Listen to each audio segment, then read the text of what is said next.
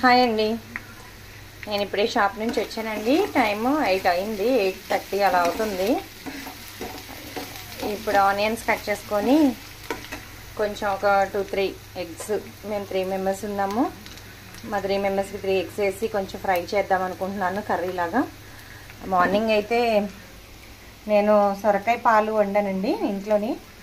చాలా బాగుంది. సొరకాయ కూరలోని పాలు పోసుకొని వండుకుంటే చాలా టేస్టీగా ఉంటుంది. కాకపోతే కొంచెం కర్రీ ఉంది, ఇంక ఇది సరిపోదని ఎగ్ పొరుట్లాగా చేసి ఈ పూట పెడుతున్నాను పిల్లలకి.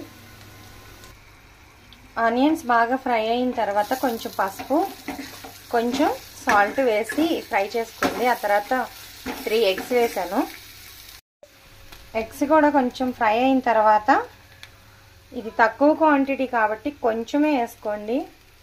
కారం చాలా కొంచెం వేసుకోండి.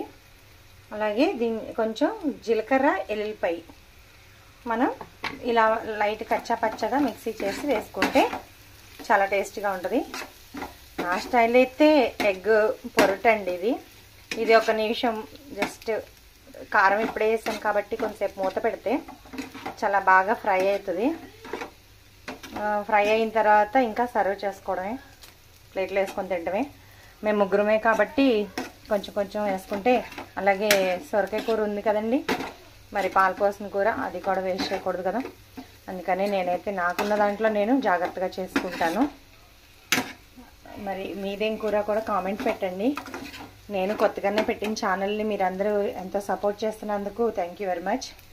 ఇంకా మీకు ఎలాంటి వీడియోలు కావాలో కామెంట్ చేయండి. థ్యాంక్ యూ అండి. ఈరోజు ఎగ్ పొరటు అయితే ఇదే. ఇలా వేడివేడిగా అన్నం పెట్టుకొని కొంచెం గుడ్డు పొరటు కూర వేసుకొని తింటే ఉంటుంది, సూపర్ టేస్టీగా ఉంటుంది. మరి ఈరోజు మీ కూర ఏంటో కామెంట్ చేయండి.